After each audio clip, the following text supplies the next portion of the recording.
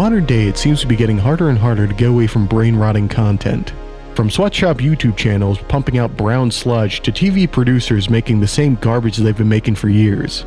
At this point, I think we've become so saturated in useless, time-wasting content that we can barely recognize the few diamonds in the rough over the mountains of shit. As it stands, most of the good stuff ends up getting one season, or half a season. I think we need to start paying attention to what we're consuming. Just like any other diet, you'll be better off cutting out the shit and avoiding consuming too much. One of the first places I look when it comes to slop content is the news media. It's an endless deluge of negative content designed to make you miserable, then in turn to make you want to buy useless consumer trash to try and feel slightly better. Slop begets slop. It's pretty difficult to pull yourself away from it, but there's still hope. So what defines media as slop? At least in my opinion, it's any media that's constant and consistently negative. Nothing to enrich or inspire, it's all just pointless, nihilistic gibbering. Like I said before, the news media is a huge contributor to the slop economy. It's endless negative content that's consistently designed to make you miserable. Another good example of slop content is anything to do with internet drama, whether it be something as simple as a Discord argument to a giant Google Doc of accusations. It's all worthless rage bait designed to make you mad, enraged, baffled, but most importantly, clicking. So when did I start to notice it? I think the biggest thing that made me wake up to it was watching a Turkey Tom video and realizing that it was completely worthless content about people I don't care about, doing things that disgust me. The vague interest I had in the content and everything adjacent to it was immediately put into focus. Just worthless garbage designed to upset us. And when I think back on it, I notice it everywhere. Everyone is trying to make you miserable. Nobody ever offers a solution unless it involves you paying them money or, more importantly, wasting your time looking for an answer. When you take a step back from the negativity rectangle on your wall or in your pocket, you start to see life in a whole new light. But you can take that a step farther. Instead of just turning off the phone or throwing it away, you should be making your devices work for you. I've never seen anyone else give this kind of advice, and it's infuriating to hear people nonchalantly say, "Just turn it off." That is some of the most unhelpful, useless boomerisms you'll ever get. You should be tuning the content you see to benefit yourself.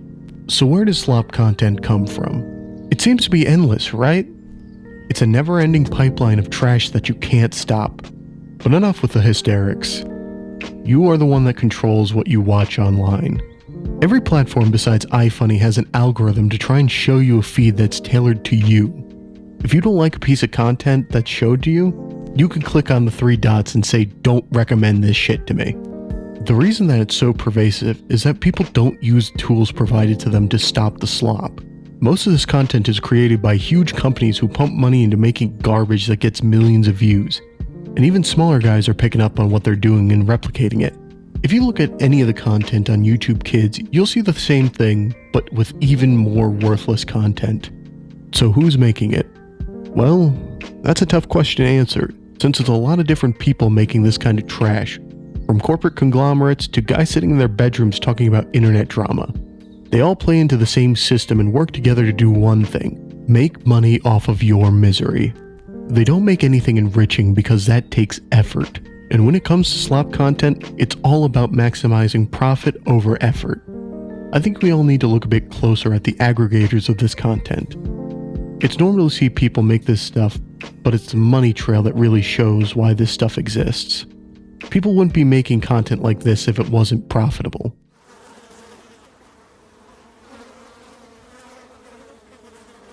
Shake it off, it's only bullet holes. So why does it matter? I think keeping track of what kind of content you consume is just as important as keeping track of the food you put in your body. Garbage in, garbage out. If we consume a lot of content about horrible things, usually that'll color our worldview. If you're constantly hitting yourself over the head with things that put you down, it keeps you in a nihilistic state of mind, and in turn makes it harder and harder to break free from. It would be like eating a bunch of McDonald's and then wondering why you're shitting a brick a few hours later. Fill yourself with garbage and it tries to stay with you as long as possible. Lazy content generates revenue. Revenue encourages lazy content. Slop content has always been a thing, but it's up to you to recognize it and avoid it.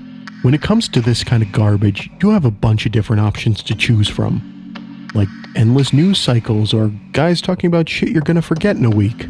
So what should we do? Probably turn it to another channel. You have to be the change you want to see.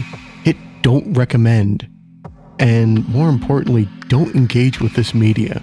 When you click on this crap, it promotes it and makes it harder to avoid for others. In conclusion, consume slop, regurgitate slop. Eat a cinder block.